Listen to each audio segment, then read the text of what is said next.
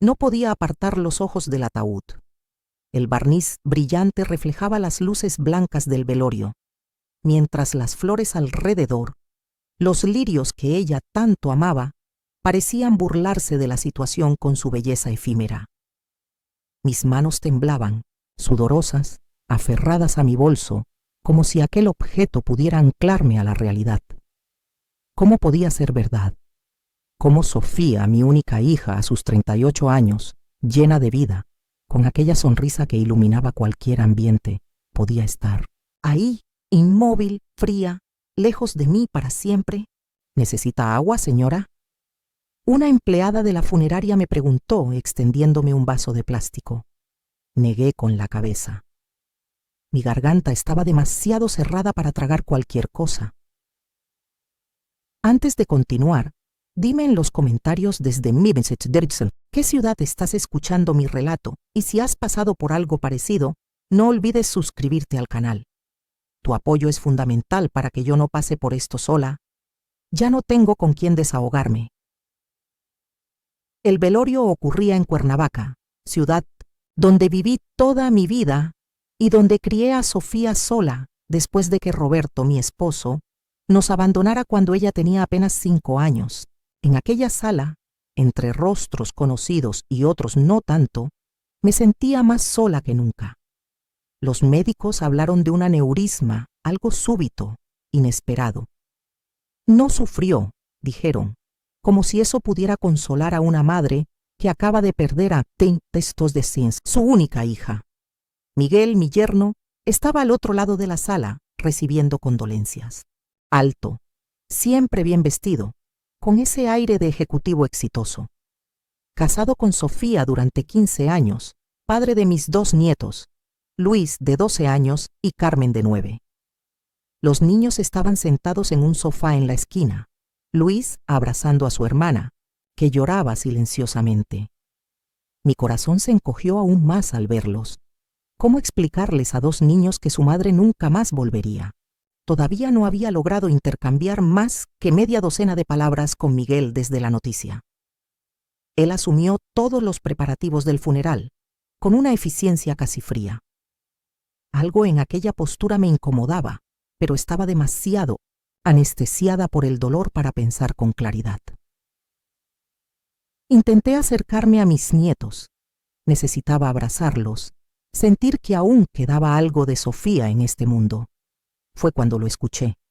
Miguel conversaba con un hombre que yo no conocía, tal vez un colega de trabajo. Pensó que estaba hablando lo suficientemente bajo, pero las palabras llegaron a mis oídos con la claridad de una bofetada. Yo no voy a cuidar de esa vieja mugrosa. Me quedé helada en mi sitio. La sala giró por un instante. El hombre con quien hablaba pareció avergonzado, cambiando de tema rápidamente. Pero yo lo había escuchado. Claro como el agua. Vieja mugrosa. Así era como mi yerno se refería a mí, mientras velábamos el cuerpo de mi hija. Regresé a mi lugar tambaleándome con las piernas débiles. Un recuerdo invadió mi mente. Sofía, 3 semanas antes, sentada en mi mesa del comedor, con ojeras profundas, removiendo nerviosamente su café. Mamá, necesito contarte algo. Hice algunos cambios en mi testamento. En ese momento me pareció algo demasiado morboso. ¿Para qué hablar de testamentos? Tienes 38 años, estás saludable. Ella insistió en que era solo una precaución, que todos deberían tener sus documentos en orden. No le di mucha importancia. ¿Cómo podría imaginar que 3 semanas después estaríamos aquí?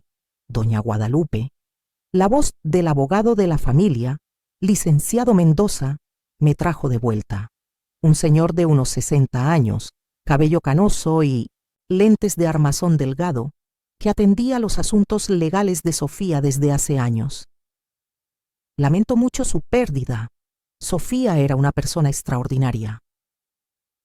Agradecí con un movimiento de cabeza. No podía hablar sin llorar. Necesitamos hablar sobre algunos asuntos burocráticos mañana. Sofía dejó instrucciones específicas conmigo. ¿Podemos encontrarnos en mi despacho a las 10? Asentí, sin energía para cuestionar. El resto de la noche pasó como un borrón de rostros, abrazos y palabras vacías de consuelo. No dormí. ¿Cómo podría? Pasé la madrugada mirando al techo de la habitación del hotel donde me hospedé, cerca de la casa de Sofía, reviviendo cada momento con mi hija, desde su primer llanto en el hospital hasta nuestro último abrazo, 4 días antes. A la mañana siguiente, el despacho del licenciado Mendoza parecía más pequeño de lo que recordaba.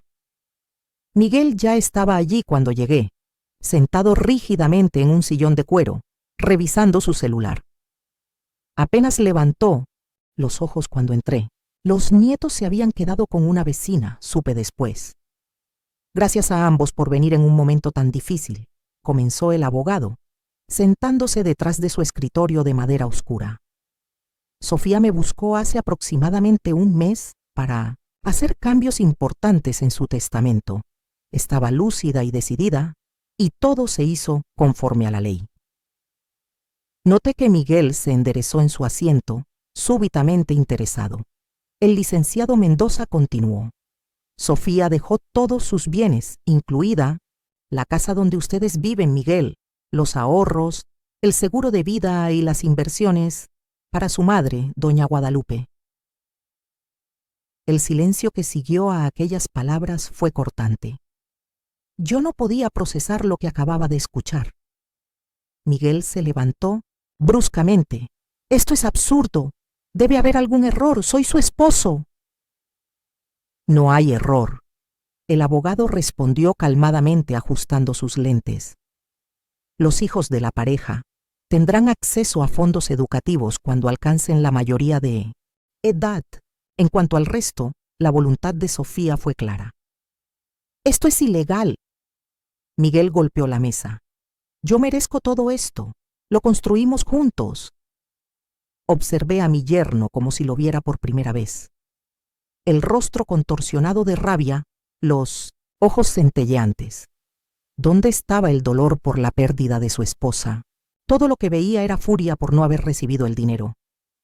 «Mi hija no haría esto sin un motivo», dije finalmente, mi voz más firme de lo que esperaba.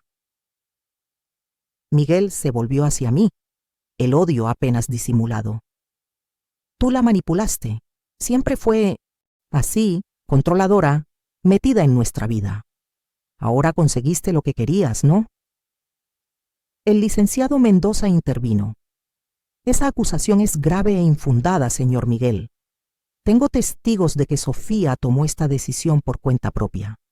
Miguel salió dando un portazo, no sin antes lanzarme una mirada que me hizo estremecer. Me quedé sentada, aturdida. El abogado me entregó una carpeta con documentos. «Sofía dejó esto para usted también», dijo que era importante.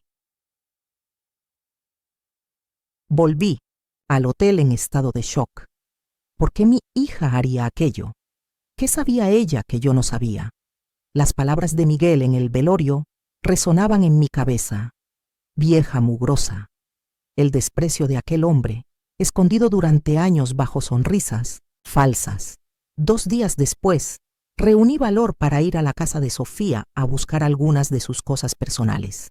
Miguel no estaba, gracias a Dios. La empleada, doña Lupita, que trabajaba para ellos desde hace años, me recibió con un abrazo apretado, los ojos rojos de tanto llorar. «Ay, doña Guadalupe, que Dios conforte su corazón, nuestra Sofi». En el cuarto de mi hija, todo permanecía como si ella fuera a volver en cualquier momento. Su perfume aún flotaba en el aire. Abrí el armario y comencé a separar algunas prendas que me gustaría conservar. Fue cuando, al hurgar en un cajón de pañuelos, encontré algo inesperado, una pequeña llave plateada, envuelta en un papel. Lo desdoblé con dedos temblorosos. «Mamá, si estás leyendo esto, algo me ha pasado. Perdóname por no habértelo contado todo antes. Busca en el fondo falso de mi cajón de joyas. Hay problemas graves. Te amo, siempre». Mi corazón se aceleró. Con manos temblorosas fui hasta el cajón de joyas y, después de buscar unos minutos, Descubrí el fondo falso. Dentro había una memoria USB roja. Escuché la puerta principal abriéndose. Voces. Miguel había regresado. Rápidamente, guardé la memoria USB en mi bolso junto con la llave y la nota. Algo me decía que él no debía saber sobre aquello. ¿Qué? ¿Está haciendo usted aquí? La voz de Miguel me asustó. Estaba parado en la puerta de la habitación, mirándome fijamente. Vine a buscar algunas cosas de Sofía, recuerdos. No tiene derecho a tocar sus cosas sin mi permiso. Su tono era gélido. Era mi hija, Miguel, y mi esposa. Esta casa todavía es mía, al menos por ahora, ¿no es cierto? Sonrió, una sonrisa que no llegaba a sus ojos. Salí de allí lo más rápido posible, con miedo de lo que podría descubrir, pero más asustada aún por lo que Miguel podría hacer si supiera que yo había encontrado algo. ¿Y tú? ¿Qué harías si descubrieras que alguien que considerabas familia esconde secretos tan oscuros? ¿Continuarías investigando o dejarías el pasado enterrado junto con los muertos? Aquella noche, sola en mi habitación de hotel, conecté mi laptop e inserté la memoria USB. Lo que encontré cambió todo lo que creía saber sobre la vida de mi hija. Había una carpeta con documentos, extractos bancarios, registros de deudas enormes, compras sospechosas y un video, fechado 2 semanas antes de su muerte. Hice clic en el archivo y el rostro de Sofía llenó la pantalla. Mi corazón se saltó un latido. Estaba pálida, con ojeras profundas, los ojos rojos de quien ha llorado mucho. Mamá, comenzó, con la voz entrecortada. Si estás viendo esto, es porque no tuve el valor o no tuve tiempo de contártelo personalmente. Una lágrima rodó por mi mejilla mientras apretaba la mano contra mis labios. Miguel no es quien todos piensan que es. En los últimos años descubrí que tiene una adicción grave al juego. Casinos, apuestas en línea, todo. Ha perdido mucho dinero, mamá. Casi todos nuestros ahorros. Respiró hondo como si reuniera valor. Pero lo peor no es eso. Pidió, prestamos a personas peligrosas, prestamistas, gente vinculada al crimen. Tengo miedo, mamá. Miedo de lo que pueda pasar con los niños, conmigo, contigo. Mi hija se secó una lágrima. Cambié mi testamento. Sé que tú protegerás el futuro de los niños mejor que él. Hay una llave de un depósito donde guardé todas las pruebas. Por favor, mamá, cuida de mis hijos y protégete.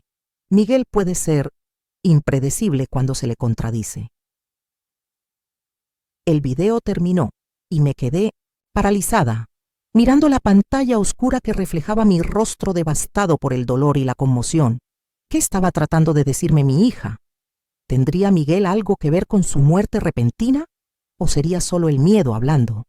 Mi cabeza daba vueltas con 1000 preguntas mientras la noche avanzaba afuera, silenciosa y fría como la tumba de Sofía. Pasé toda la noche revisando los documentos de la memoria USB, cada nuevo archivo revelando un abismo más profundo en la vida que yo creía conocer. Extractos bancarios mostraban retiros frecuentes de grandes cantidades. Compras en tiendas de lujo que Sofía jamás mencionó. Transferencias a cuentas desconocidas con nombres codificados. Dios mío, ¿cómo mi hija escondía tantas cosas de mí? La mañana me encontró con los ojos ardiendo y el corazón pesado. Necesitaba entender mejor lo que estaba sucediendo. Llamé al licenciado Mendoza tan pronto como el reloj marcó las 8. Doña Guadalupe, esperaba su llamada, dijo, como si supiera exactamente el motivo de mi llamada. ¿Usted sabía? ¿Sobre Miguel? ¿Sobre los problemas? Un largo suspiro. Del otro lado de la línea. Sofía me confió algunas cosas, sí, pero me pidió absoluta discreción. Solo podría revelarlas si algo le sucediera. Algo como morir súbitamente a los 38 años. Mi voz salió más amarga de lo que pretendía. Doña Guadalupe, sugiero que venga a mi despacho. Hay más cosas que necesito mostrarle. Cosas que Sofía dejó bajo mi custodia. Una hora después, estaba nuevamente sentada frente al escritorio de madera oscura. El abogado me entregó un sobre manila sellado.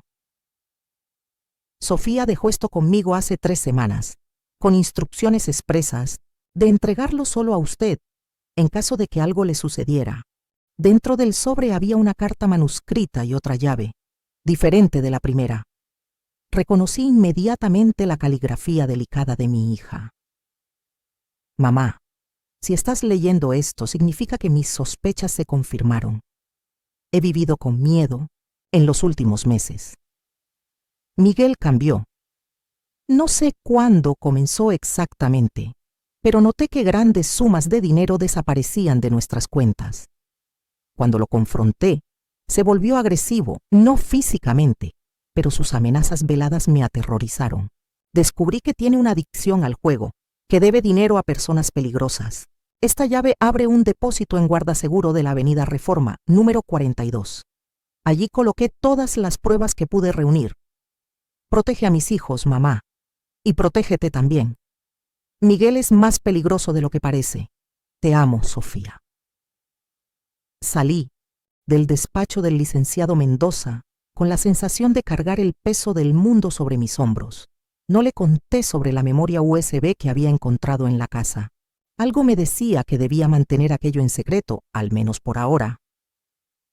En el camino al hotel, pasé por una farmacia. Necesitaba algo para la migraña que martillaba mi sien. Fue cuando escuché, viniendo de 2 mujeres en la fila. Es esa, señora, mamá de Sofía, la que falleció. Ah, pobrecita. Dicen que está intentando quedarse con todo de la familia ahora. Sí, escuché que Miguel está destrozado. Primero pierde a su esposa, luego descubre que la suegra manipuló el testamento.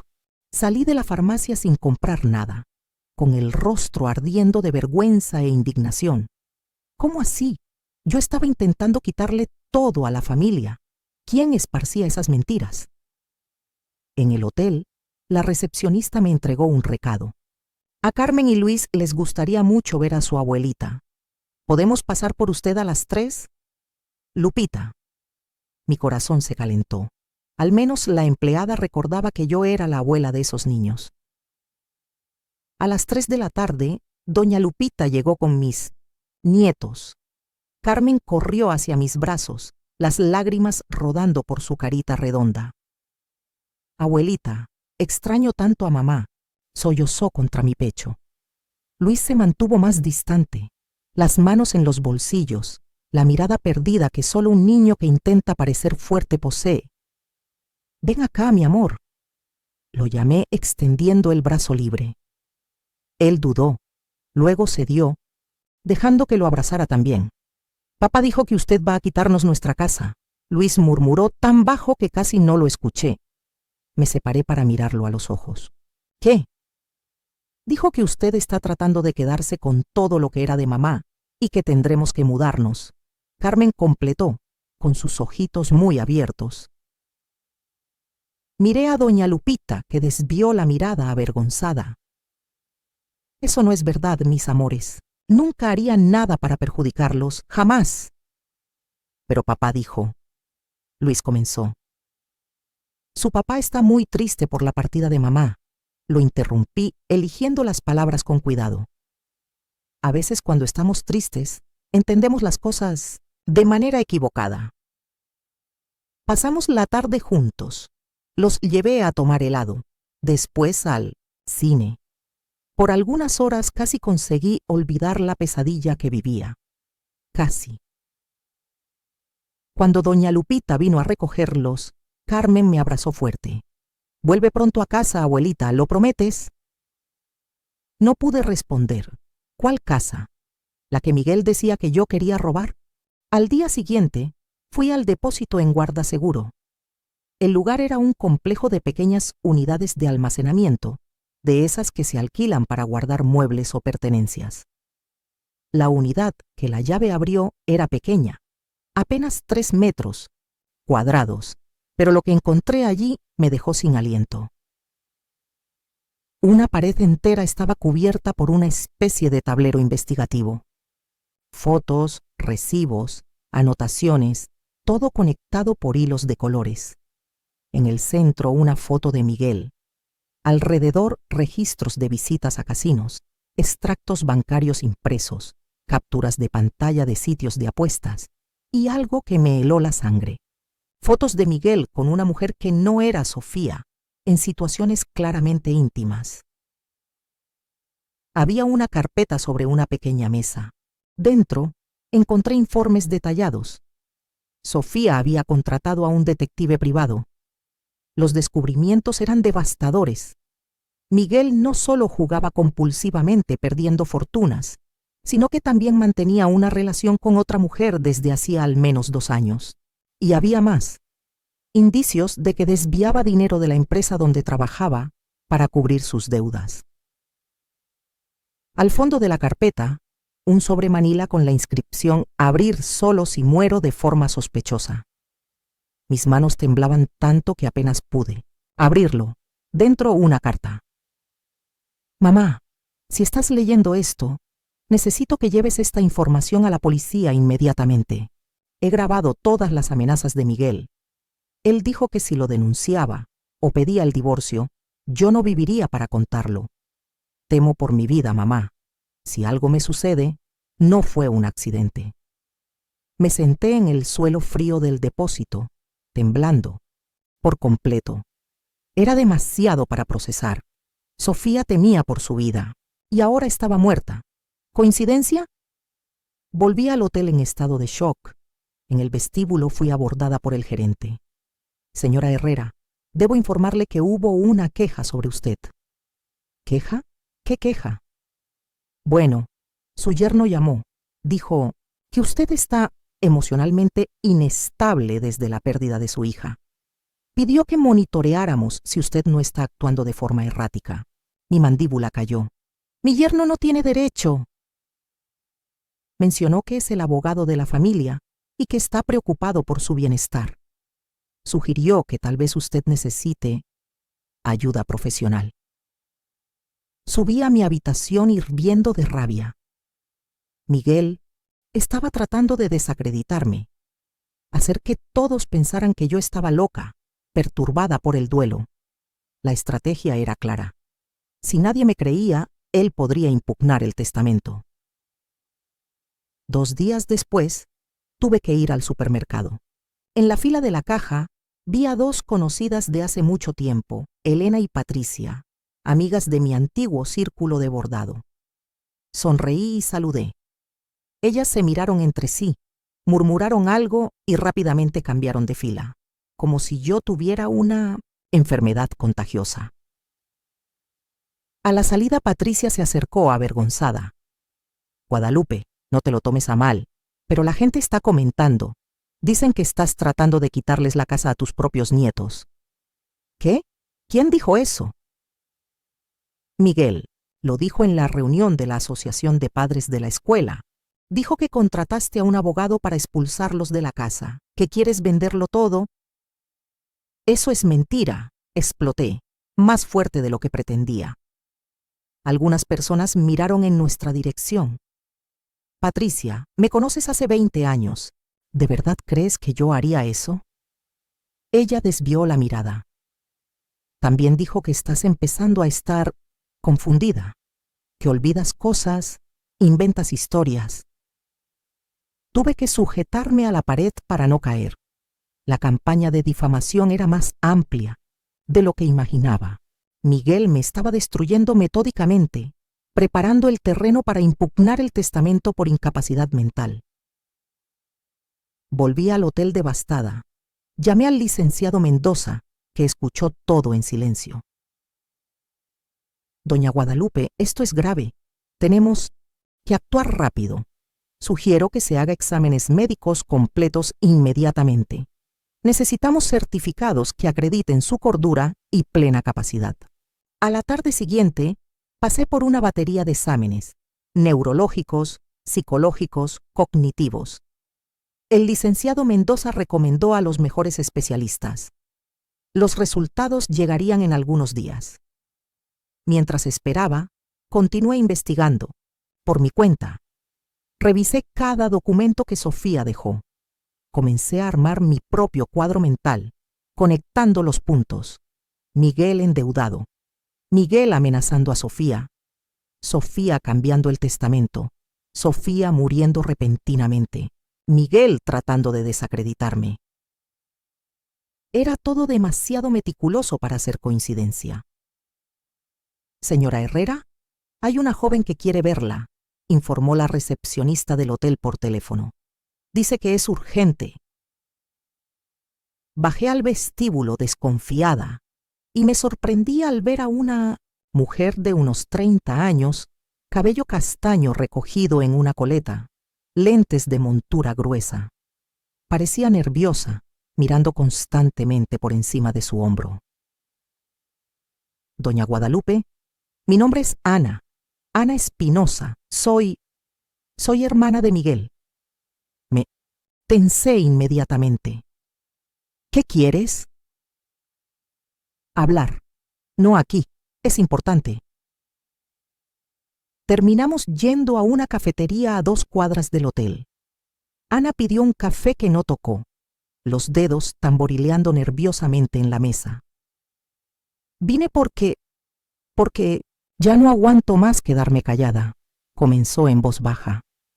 Mi hermano no es una buena persona, doña Guadalupe. Permanecí en silencio, esperando. Sofía me buscó hace unos 3 meses. Ella descubrió cosas sobre Miguel, sobre su pasado. ¿Qué cosas? Ana respiró profundo. Esto no es la primera vez. Antes de Sofía, Miguel estuvo casado con una mujer llamada Verónica. Duró apenas 2 años. Él hizo lo mismo. Se endeudó con juegos, comenzó a ser agresivo, manipulador. Mi corazón se aceleró. ¿Qué pasó con esa Verónica? Pidió el divorcio. Una semana después, sufrió un accidente de auto. Chocó contra un muro, murió al instante. Ana hizo comillas en el aire al decir accidente. Nunca pudieron probar nada contra él, claro. Sentí que la sangre se helaba en mis venas. ¿Estás sugiriendo que...? No estoy sugiriendo nada. Ana interrumpió mirando nerviosamente alrededor. Solo estoy diciendo que hay un patrón, y tengo miedo por lo que pueda pasar con esos niños. Abrió su bolso y sacó un cuaderno de tapa negra. He estado registrando, todo durante meses, visitas a casinos, encuentros con personas sospechosas, las mentiras que cuenta. Estaba reuniendo valor para mostrárselo a Sofía cuando sucedió.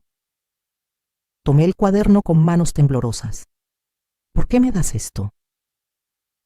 Porque creo que usted es la única persona que puede proteger a esos niños ahora. Ana se levantó para irse, pero sostuve su muñeca. ¿Tú crees que Miguel tuvo algo que ver con la muerte de Sofía? Ella permaneció en silencio por un largo momento. Lo que creo es que demasiadas coincidencias dejan de ser coincidencias, doña Guadalupe. Después de que ella se fue, me quedé sentada casi 1 hora hojeando el cuaderno. Ana había documentado meticulosamente el comportamiento de su hermano en los últimos 6 meses. Fechas, lugares, nombres y algo más siniestro, intentos de Miguel de alejar a los niños de su abuela. 6 de mayo. Miguel les dijo a los niños que su abuela estaba volviéndose chocha y que no debían creer todo lo que ella dice. 30 de mayo. Miguel comentó que tal vez necesite mandar a la vieja a un asilo si continuaba metiéndose en la vida de ellos. 12 de junio. Miguel me pidió que me quedara con los niños mientras él resolvía un problema con un acreedor. Volvió a las 3 de la madrugada, borracho, diciendo algo sobre finalmente librarse de todo. La última entrada era de apenas 4 días antes de la muerte de Sofía. Salí de la cafetería decidida. Ya no estaba solo confundida o dolida. Estaba furiosa y determinada a descubrir exactamente qué le pasó a mi hija y, lo más importante, a proteger a mis nietos a cualquier costo. Llamé al licenciado Mendoza desde el taxi. Necesito más ayuda, dije sin rodeos. Quiero contratar a un investigador privado y necesito protección. Miguel es más peligroso de lo que imaginamos. Doña Guadalupe, ¿qué sucedió? Descubrí que mi hija puede no haber muerto por causas naturales, licenciado. El silencio del otro lado de la línea fue ensordecedor. Vengamos por a mi despacho inmediatamente, finalmente respondió con voz grave, y traiga todo lo que haya encontrado. Mientras el taxi avanzaba por las calles de Cuernavaca, observaba la liteciento de ciudad que conocía tan bien transformarse en un escenario amenazador. En algún lugar, escondidas bajo la fachada de normalidad, estaban las respuestas sobre la muerte de mi hija, y yo las encontraría sin importar el costo. ¿Y tú? Alguna. ¿Ves has sospechado que alguien cercano escondía un lado oscuro? ¿Hasta dónde llegarías para proteger a quienes amas de un peligro que nadie más ve? En los días siguientes me sumergí en un mundo paralelo, un universo sombrío de investigaciones y descubrimientos aterradores. El licenciado Mendoza me presentó a Javier, un ex policía que ahora trabajaba como investigador privado. Un hombre, de pocas palabras, rostro marcado por cicatrices sutiles que denunciaban una vida difícil. Le expliqué todo: las deudas de Miguel, el video de Sofía, el cuaderno de Ana, el patrón con la ex esposa. Usted quiere que yo descubra si su yerno mató a su hija, resumió, sin rodeos. Tragué saliva. Dicho así, parecía una locura, pero asentí. También quiero saber el tamaño de sus deudas, con quién debe, y quiero pruebas de todas las mentiras que ha estado difundiendo sobre mí. Javier cobró una cantidad considerable que pagué, sin titubear, con el dinero del seguro de vida de Sofía. Valdría cada centavo si podía proteger a mis nietos. Mientras el investigador trabajaba, mi vida se transformó en una pesadilla de aislamiento. Viejos amigos cruzaban la calle para no encontrarse conmigo. En el supermercado, en la farmacia, incluso en la iglesia que frecuentaba desde hace décadas, sentía las miradas, los cuchicheos. Es ella, la vieja loca que quiere quitarles todo a sus nietos. Miguel había sido eficiente en su campaña de difamación. La única excepción era doña Lupita, que continuaba trayéndome a los nietos para visitas secretas cuando Miguel salía. Fue durante una de esas visitas que Luis me contó algo perturbador. Abuelita, papá habla por teléfono en la madrugada. Creo que no sabe que lo escucho. Traté de parecer casual. ¿De verdad, mi niño? ¿Y qué dice? Cosas extrañas, que va a resolver todo, que conseguirá el dinero. Parece asustado, abuelita. Carmen, jugando con una muñeca en el sofá del hotel, añadió: también pelea mucho con la tía Ana. Le gritó el otro día. Dijo que era una traidora. Intercambié miradas con doña Lupita, que confirmó con un gesto discreto. La situación parecía estar escalando. Necesitaba actuar más rápido. Una semana después, Javier me buscó con novedades. Su yerno debe aproximadamente 200,000 pesos a un prestamista conocido como El Tiburón, informó, entregándome un sobre con fotos. Este hombre no es un juego. Tiene conexiones con un cartel de Sinaloa. Ya fue investigado por homicidios, pero nunca consiguieron pruebas suficientes. Las fotos mostraban a Miguel conversando con un hombre corpulento, calvo, con tatuajes cubriendo su cuello. El encuentro ocurría en un estacionamiento mal iluminado. En cuanto a la muerte de su hija, no tengo nada concluyente. El certificado médico indica aneurisma, sin señales de envenenamiento o violencia. Pero conseguí acceso a su celular. Javier dudó. La operadora me debe algunos favores. En los días previos a su muerte, Ella buscó sobre síntomas extraños, dolores de cabeza intensos, visión borrosa, náuseas, y también investigó sobre toxinas que pueden causar estos síntomas. Mi corazón se saltó un latido. Ella sospechaba que estaba siendo envenenada. Javier se encogió de hombros. Imposible afirmarlo con certeza, pero hay algo más. Sacó otro documento del sobre. Su yerno está preparando el terreno para impugnar el testamento. Tiene consultas programadas con 3 médicos diferentes, especialistas en demencia senil e incapacidad mental. Está construyendo un caso para probar que usted no tiene condiciones para administrar los bienes. Cerré los ojos, tratando de contener la rabia que crecía dentro de mí. Miguel estaba un paso adelante, siempre, manipulando, planeando. Y hay una cosa más, Javier continuó. Está intentando vender la casa, secretamente. Ya contactó con 2 inmobiliarias. Pero no puede. La casa ahora es mía. Legalmente sí, pero parece que está desesperado por dinero. El tiburón no es conocido por su paciencia. Aquella noche, sola en mi habitación de hotel, enfrenté mi reflejo en el espejo. Apenas reconocía a la mujer que me devolvía la mirada. Cabello canoso, despeinado, ojeras profundas, arrugas más acentuadas por el cansancio y la preocupación. Realmente parecía una vieja loca, como Miguel quería que todos creyeran. Saqué del bolsillo el dije que Sofía usaba desde niña, una pequeña medalla de la Virgen de Guadalupe que había pertenecido a mi madre. Lo encontré entre las pertenencias de ella que logré rescatar de la casa.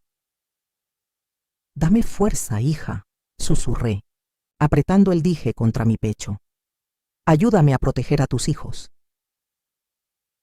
En ese momento, algo se cristalizó dentro de mí. Una determinación férrea. Miguel podía tener dinero, influencia, juventud. Pero yo tenía algo más valioso, la verdad, y toda una vida de experiencia que me enseñó a nunca subestimar a una madre cuando se trata de proteger a sus hijos o nietos. A la mañana siguiente, llamé al licenciado Mendoza con un plan.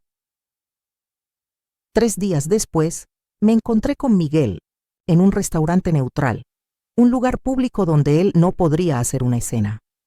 Parecía sorprendido por mi invitación, pero aceptó, probablemente esperando otra oportunidad para intimidarme. ¿Qué quieres, Guadalupe?, preguntó apenas sentándose a la mesa. Ni un buenas tardes, ni un mínimo de cortesía. Quiero proponer un acuerdo, respondí calmadamente. Él arqueó una ceja. ¿Qué tipo de acuerdo? Sé sobre tus deudas, Miguel. Sé sobre el tiburón. Vi su rostro palidecer ligeramente antes de recomponerse. No sé de qué estás hablando. También sé sobre Verónica, tu primera esposa, sobre el accidente conveniente y sobre todas las mentiras que has estado difundiendo sobre mí por la ciudad. Él se inclinó hacia adelante, con los ojos entrecerrados. Cuidado con lo que dices, vieja. Estás rozando la difamación. Tengo pruebas de todo, respondí sin inmutarme. Sofía dejó un expediente completo. Ella sabía lo que estabas haciendo. Sabía sobre los desvíos en la empresa, sobre los casinos, sobre la otra mujer. Por primera vez, vi miedo genuino en sus ojos. ¿Qué quieres? Quiero a mis nietos, Miguel. Quiero poder verlos regularmente sin tus interferencias. Quiero que dejes de difundir mentiras sobre mí y a cambio, pagaré tu deuda con el tiburón. Él permaneció en silencio, calculando, evaluando. ¿Por qué harías eso? No por ti, por mis nietos. No quiero que crezcan huérfanos de madre y con un padre en la cárcel. O peor. Miguel miró por la ventana del restaurante, observando el movimiento de la calle. Cuando volvió a mirarme, había una nueva expresión en su rostro. Respeto, quizás, o al menos reconocimiento de una adversaria a su altura. 200.000 es lo que debo. Sé exactamente cuánto debes. y pagaré con una condición. Firmas un acuerdo legalmente vinculante, redactado por el licenciado Mendoza, garantizando mi acceso a los niños y comprometiéndote a detener la campaña de difamación. Él consideró por un momento, luego asintió lentamente. Hecho. Una semana después, el acuerdo estaba firmado. Usé parte del dinero que Sofía dejó para liquidar la deuda de Miguel. No le conté que tenía muchas más pruebas de las que mencioné, incluido el video que podría incriminarlo si algo me sucediera. Esa era mi póliza de seguro. Los meses siguientes fueron de reconstrucción lenta. Volví a mi propia casa, una pequeña casa de un piso en un barrio tranquilo de Cuernavaca. Poco a poco, algunos amigos comenzaron a buscar reconciliación, avergonzados por haber creído las mentiras de Miguel. A otros, nunca más los vi. Aprendí a vivir sin ellos. Luis y Carmen pasaban los fines de semana conmigo. Los llevaba a parques, los ayudaba con las tareas, cocinaba sus platillos favoritos. Gradualmente, la sombra de la muerte de Sofía fue cediendo espacio a recuerdos más alegres. Les contaba historias sobre cuando ella era niña, les mostraba fotos antiguas, mantenía viva su presencia. Miguel y yo manteníamos una relación estrictamente formal. Él cumplía el acuerdo al pie de la letra, probablemente temiendo lo que yo podría hacer si lo rompiera. La deuda pagada parecía haber aliviado parte de la presión sobre él, aunque yo sabía por Javier, que seguía monitoreando discretamente, que aún frecuentaba casinos ocasionalmente. Pasó un año, luego 2. En la primavera del tercer año, después de la muerte de Sofía, recibí un sobre por correo. Dentro solo una nota manuscrita. Gracias por cuidar de mis sobrinos. Eres más fuerte de lo que cualquiera imaginaba. Ana. Esa misma semana decidí cumplir un último deseo de Sofía. Ella siempre decía que cuando muriera, le gustaría que sus cenizas fueran esparcidas en el Parque Chapultepec, donde solíamos pasear cuando era pequeña. Nunca tuve valor para hacerlo antes, pero ahora sentía que era el momento. Llevé a Luis y Carmen conmigo. Elegimos un lugar tranquilo, cerca del lago, donde los árboles formaban una cobertura natural y flores silvestres crecían libremente. Su madre adoraba este lugar. Les conté mientras abría la pequeña urna que guardaba hace 3 años. Veníamos aquí todos los domingos. Ella corría tras los patos, recogía flores. Carmen, ahora con 12 años, se secó una lágrima. La extraño tanto, abuelita. Yo también, mi amor, todos los días. Luis, casi un joven muchacho a los 15, permaneció en silencio, pero noté que también luchaba contra las lágrimas. Esparcimos las cenizas juntos, los 3, mientras yo recitaba el poema favorito de Sofía. Fue un momento de despedida, pero también de comunión, un círculo que se cerraba. Al volver a casa, Carmen me abrazó fuerte. Abuelita, mamá sabía, ¿verdad? Ella sabía que usted cuidaría de nosotros. Tragué el nudo en mi garganta. Sí, mi niña, tu mamá siempre lo supo. Más tarde esa noche, sola en mi terraza, mirando las estrellas que comenzaban a salpicar el cielo, sentí una paz que no experimentaba desde hace años. Todavía había dolor, claro. Siempre lo habría. La pérdida de un hijo es una herida que nunca cicatriza completamente. Pero ahora, mezclado con el dolor, también había un sentido de propósito cumplido. Sofía había confiado en mí para proteger a sus hijos, para preservar su legado. Y no la decepcioné. Enfrenté el miedo, la difamación, la soledad. Enfrenté a un hombre que pensaba que una vieja mugrosa sería presa fácil para sus manipulaciones.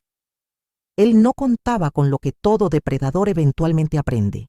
Nunca subestimes a una madre protegiendo a su cría. Incluso cuando esa madre tiene cabellos canos y arrugas en el rostro. En el jardín que planté en memoria de Sofía, Las primeras flores de la primavera comenzaban a abrirse. Mañana llevaría a Luis y Carmen a verlas. Continuaríamos viviendo, creciendo, recordando. Y en cada sonrisa de ellos, en cada logro, en cada momento compartido, un poco de Sofía permanecería viva. Nunca descubrí con certeza si Miguel tuvo participación directa en la muerte de mi hija. El aneurisma realmente podría haber sido una tragedia natural, o podría haber sido inducido por estrés extremo, miedo constante, tal vez incluso por sustancias administradas lentamente, como Sofía sospechaba. La verdad completa quizás permanezca para siempre en las sombras. Pero una cosa sabía con absoluta certeza. Sofía había previsto el peligro. Ella intentó protegerse, proteger a sus hijos y protegerme a mí también. Y al final, de alguna manera, ella venció. A través de mí, a través de los hijos que dejó, a través de la verdad que no pudo ser enterrada. A veces, cuando miro a Luis, veo rasgos de ella. La misma sonrisa ligeramente torcida, la misma manera de fruncir el ceño cuando está concentrado. Carmen heredó su determinación, su compasión, su talento para el dibujo. Ellos son el verdadero legado de mi hija, un legado que Miguel jamás podrá tocar. En la pequeña caja de joyas que guardo junto a la cama, junto con el dije de la Virgen, mantengo la nota que encontré junto a la llave, hace tantos años. Las palabras desvanecidas por el tiempo, pero aún legibles. Mamá, si estás leyendo esto, algo me ha pasado. Perdóname por no habértelo contado todo antes. Hay problemas graves. Te amo, siempre. Ahora, mirando hacia atrás, me doy cuenta de que no había nada que perdonar. Sofía hizo lo que pudo con las cartas que la vida le dio. Protegió a sus hijos de la única manera que encontró. Confió en mí cuando no podía confiar en nadie más. Y yo, una señora de cabello canoso que Miguel llamó vieja mugrosa, mientras velábamos el cuerpo de mi hija, acabé siendo más fuerte, más resistente y más astuta de lo que él jamás imaginaría. No sé cuánto tiempo más tengo en este mundo, pero cada día es una bendición, una oportunidad de honrar la memoria de Sofía, de amar a sus hijos, de mantener viva su historia. Y quizás, un día, cuando Luis y Carmen sean adultos, les cuente toda la verdad sobre su madre valiente, sobre cómo luchó hasta el final, sobre cómo nos protegió a todos, incluso después de partir. Por ahora, me contento con verlos crecer, florecer, encontrar su propio camino en el mundo. Cuando miro a sus ojos, veo esperanza, veo futuro. Veo a Sofía. Y eso al final es la mayor victoria que podríamos haber conquistado. Y tú, que has llegado hasta aquí conmigo en este doloroso viaje, ¿qué harías para proteger a quienes amas? ¿Hasta dónde llegarías? ¿Qué límites sobrepasarías? Porque al final, eso es lo que define quiénes somos, no las batallas que elegimos luchar, sino las personas por quienes elegimos luchar. Gracias por llegar hasta el final. Si esta historia te conmovió de alguna forma, dale me gusta y compártela con alguien que necesita escuchar esto. Y recuerda, nunca subestimes a una madre o a una abuela cuando se trata de proteger a su familia.